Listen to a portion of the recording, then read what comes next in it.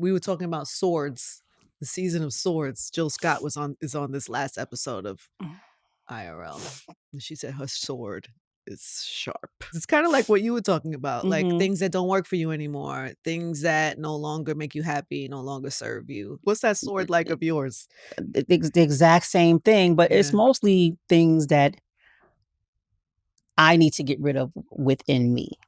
So before the new year came in, I just felt like I was shedding a lot of residue that insecurities had caused, you know, just getting rid of the rest of the you ain't this, you ain't that in my own head. Who is this person? It's you. It's Mary. So I'm shedding old Mary. I wrote this letter to myself. I was like, listen, old Mary, I don't want no parts of you. I don't have any space for you anymore. You're negative. You're negative. You're insecure.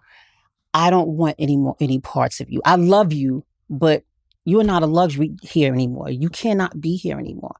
So, that's me still shedding the residue. Actual letter, like it's in my phone.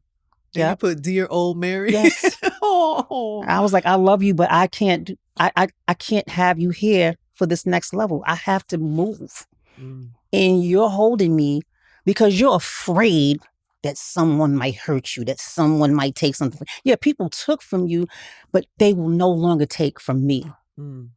So you out of here. I'm leaving you. I have to keep shedding you.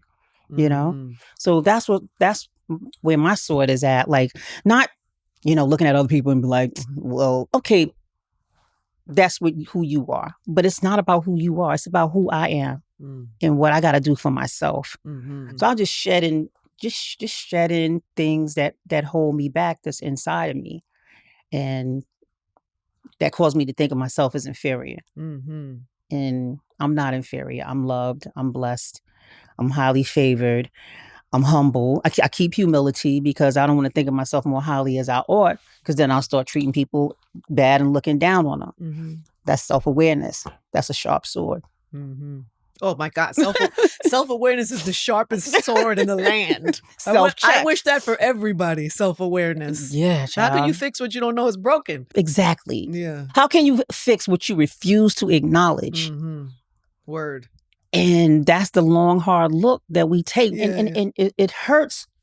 It hurts when we're there, but it hurts worse if we stay there. It hurts worse when you stay stagnant. But when you start moving, little by little, that skin starts coming off, that old skin, and you still have residue like right now, but it's not as painful now because you know that's not a luxury. That's not a luxury anymore, that old snake skin or whatever. It's not. You understand what I'm saying? I do. It's not. Some people get comfortable in the snake skin.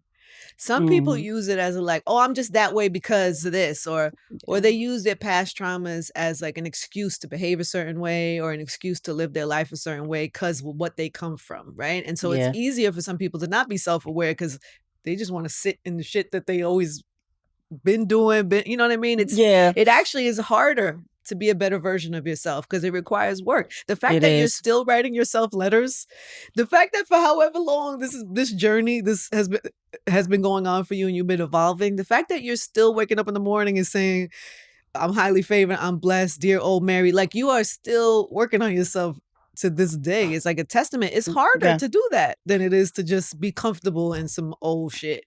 You don't think so? Yeah, it's hard. But think about when you was in the old shit. Wasn't it always something gnawing at you, like something is wrong, but I can't do anything about it right now because I don't know what to do?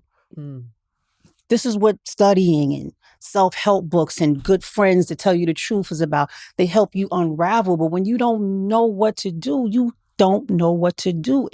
But once you get the information, now you're accountable for it.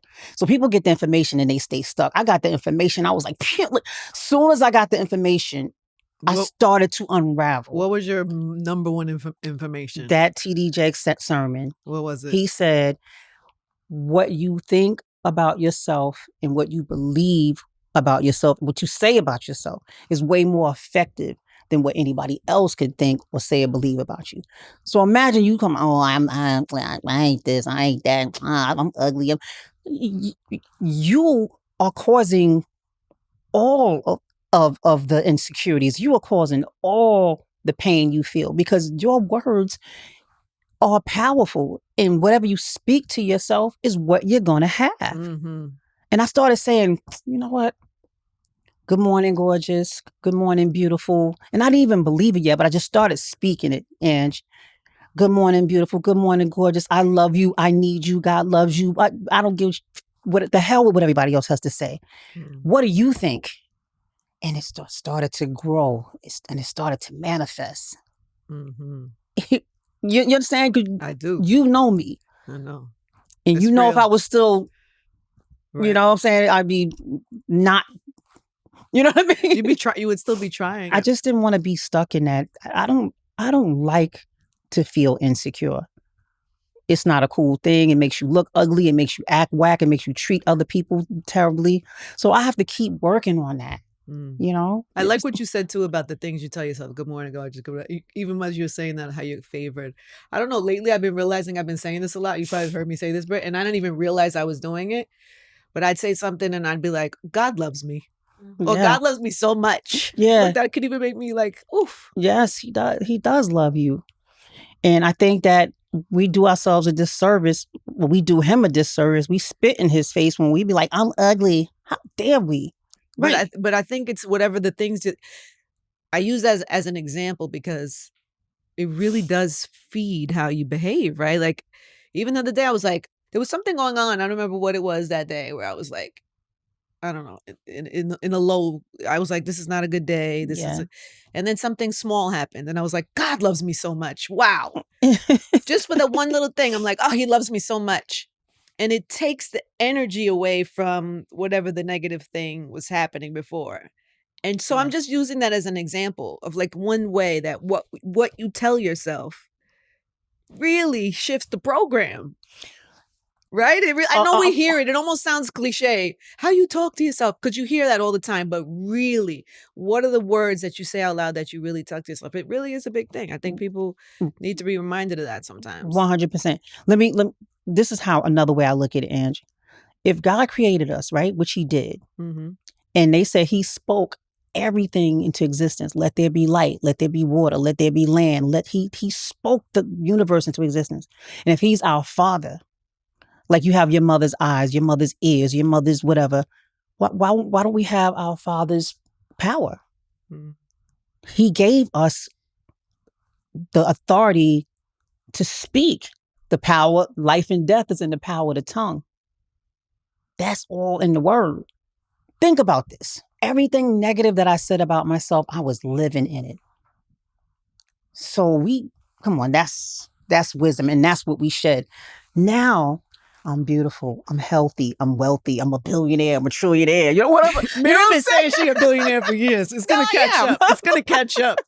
I'm a billionaire. I'm loved. I'm this. I'm that. Everything positive. I'm on the right path. I'm on the right path. God loves me. He got me. I'm on my way. That's what I've been lately giving myself.